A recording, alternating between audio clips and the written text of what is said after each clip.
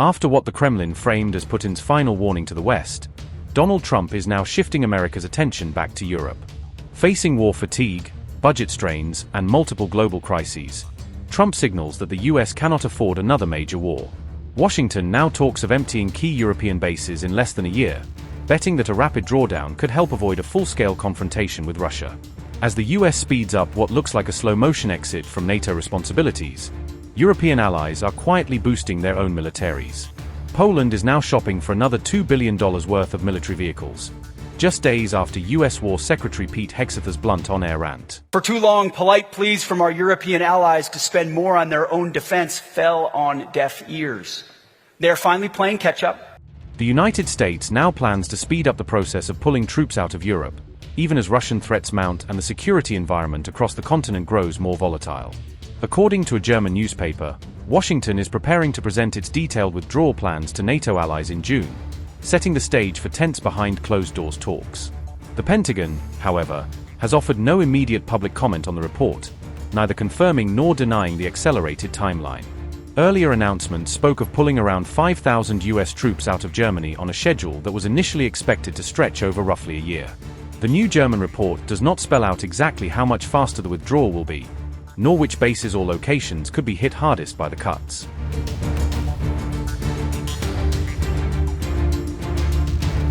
In the background, another NATO member has been quietly working on boosting its military strength, preparing for a more uncertain future. Poland has ordered an additional 146 Borsuk infantry fighting vehicles in a deal worth about $2 billion, signaling serious investment in its land forces. The new batch is expected to be delivered by 2030, marking the second time Warsaw has ordered Borsuk vehicles since 2025 as part of a long-term rearmament plan. With this latest contract, total Borsuk orders have risen to 257 vehicles, enough to fully equip around 4 mechanized battalions on the front line.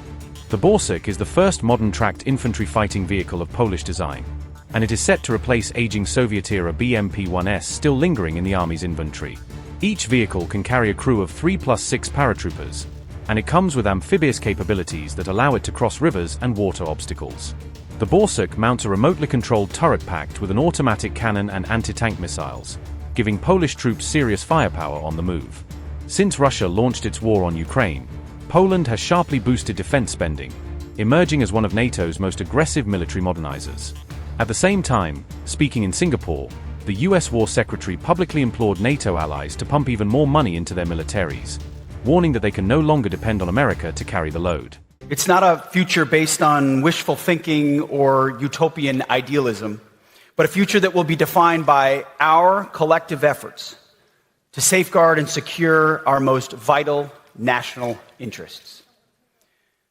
Under the leadership of President Trump, who has over the past year shown repeatedly what it means to defend American national interests, from Nicolas Maduro in Venezuela to Midnight Hammer to cartel drug boats to epic fury, we have restored a proactive and realistic approach to our own national defense, reestablishing deterrence.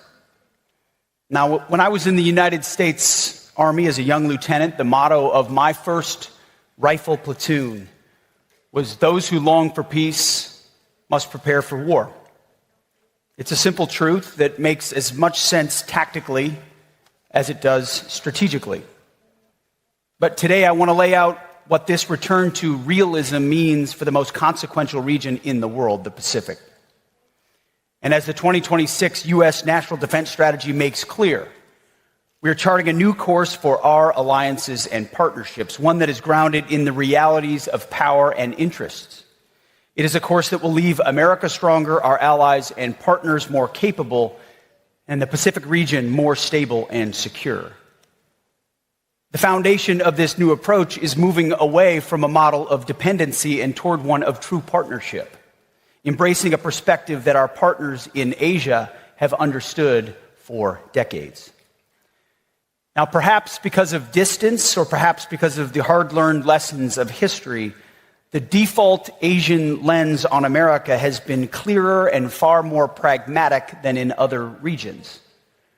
Our partners in Asia have long understood that the bedrock of a durable partnership is not based on idealistic values, but on the concrete alignment of national interests. The era of the United States subsidizing the defense of wealthy nations is over.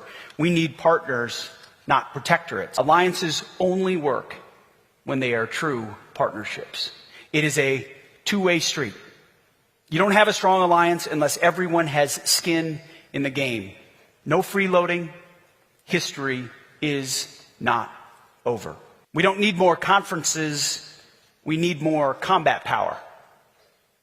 I'm sorry to say this here. Less Shangri-La, more ships, more subs. For too long, polite pleas from our European allies to spend more on their own defense fell on deaf ears. They are finally playing catch-up, and we let ourselves get distracted by empty globalist rhetoric about the rules-based international order. And as Hegseth was warning NATO partners about spending, Russia was issuing its own direct threat to America, turning the transatlantic standoff into a two-front pressure campaign. Tensions have soared between Russia and NATO's leading power, the United States, over the presence and possible expansion of American troops in Eastern Europe. Moscow has warned that deploying additional US forces near Russia's borders would be unacceptable, framing such a move as a direct threat to its security. These remarks were delivered by Russian Foreign Ministry spokesperson Maria Zakharova on May 28, giving them the weight of an official government position. The prospect of relocating U.S. military bases and contingents, as we suspect, from Central and Eastern European countries considered less trustworthy to those considered more trustworthy by the United States, including Poland, literally within striking distance of our country's western borders, is unacceptable. This would not only inevitably necessitate the forced adoption of military technical measures necessary to ensure the security of the Russian Federation, but would also result in a significant escalation of tensions throughout Europe, especially given the increasingly provocative stance of the United States' European satellites toward the Russian Federation. Zakharova also argued that reducing US military personnel in Europe would be a rational, justified, long overdue step towards lowering tensions. She claimed that pulling back American forces would help stabilize what she described as an imbalanced security situation created by NATO's actions. By contrast, she warned that deploying more troops would place them literally within striking distance of Russia's borders, increasing the risk of confrontation.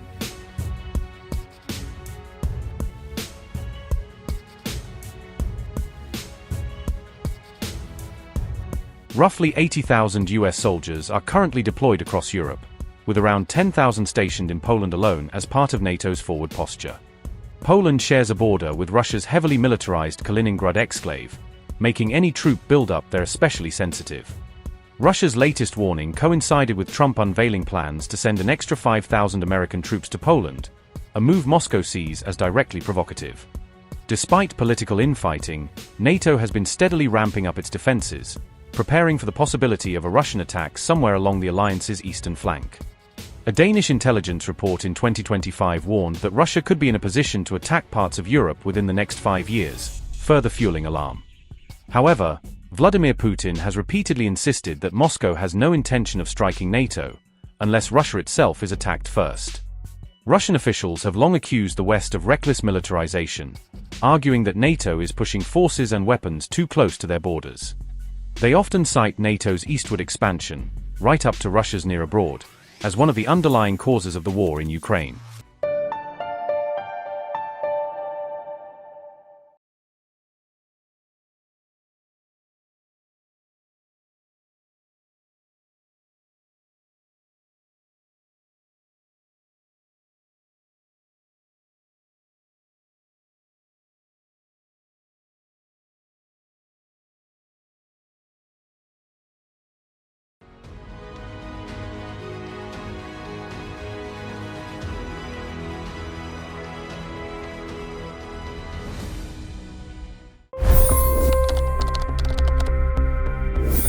$25 crore गरीब गरीबी को परास्त करके बाहर निकले। For the good of our nation, let's work together and let's truly make America great again. The fastest news breaks. Requested PM saying that look, you will have to speak to Putin and to Zelensky. The biggest news makers. The relationship with India is probably the most important bilateral relationship the U.S. will have for the rest of this century. The capital delivered quite an election result today. Expert analysis. The million-dollar question today is how to stop this dance of death. Ground reports. I'm standing at the crossroad of the Kumbh Mela. Behind me are more than 100 entry ghats. Long-form interviews. Exclusionary politics is reflected in Manipur case as well. You don't bother because this is a small state. Deep dive into burning issues. It's often said DRC could be the richest country in the whole world. It's because of what sits underneath. Why exactly did the US topple the Sheikh Hasina government? HT videos. We don't just break news, we break it down.